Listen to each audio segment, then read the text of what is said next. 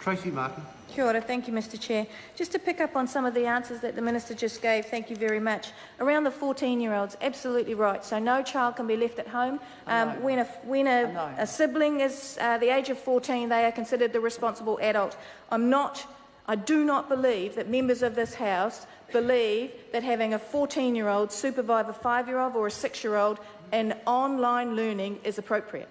I don't believe it. If the Minister believes that's appropriate, then she can stand up and say so, but I don't believe that that is appropriate. And yet that is, and therein lies the question, why primary school children? Again, Minister, we have not been given a real reason, and that's all we're asking for. What one can hear across this House is a consensus that online learning is real, it is here, it is now, and it needs to be supported. It came out of the digital literacy inquiry that I sat on with Nikki Kay. There is no argument here about online learning. It's about the private providers inside that environment, and the Minister, again Minister, all we need to know is why open it up to private providers?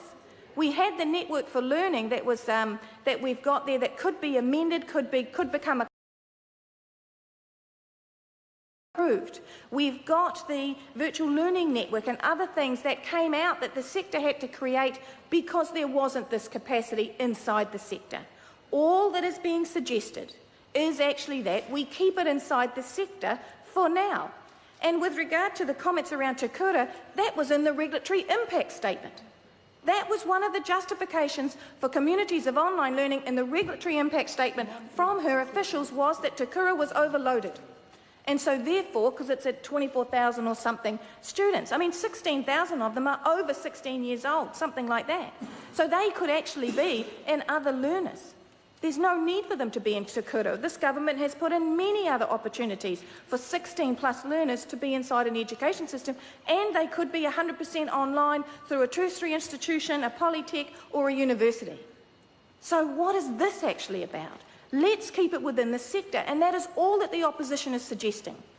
We are not arguing that this is not the future. We are not arguing that done well, and those were the Minister's words, out of the comment that she read, the report she read, done well, this is a plus. Absolutely. At Maharangi College, we have something like 17 students at Year 13 currently Skyping out into other courses because we're a semi-rural school and we cannot provide art history or Greek or whatever. And we want to widen the capacity that our students can study.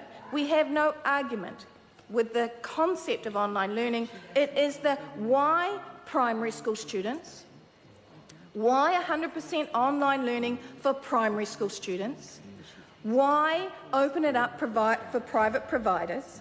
I want to touch on what Catherine Delahunty talked about, and it is the crisis of anxiety that's going on in our schools. Now, the Minister will know, because I'm sure she's talking to the sector and to the counsellors that are inside our school sector. We have a crisis of anxiety.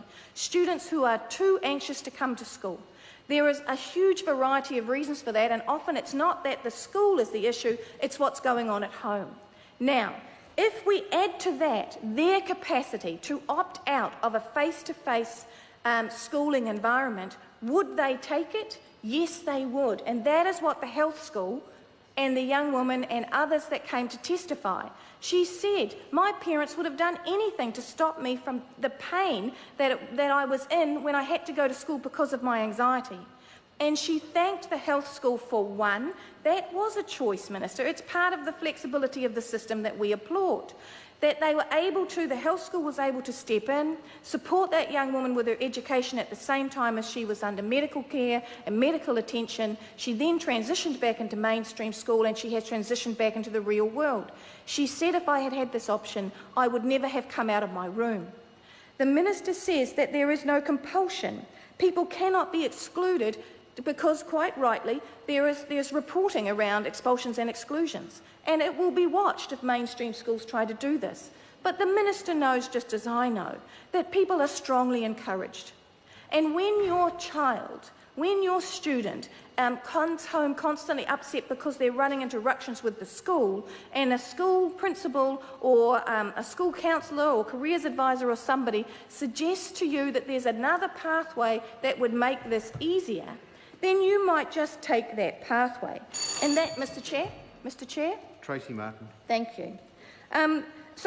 So those are our concerns, and all we're saying, Minister, is let's keep it inside the sector.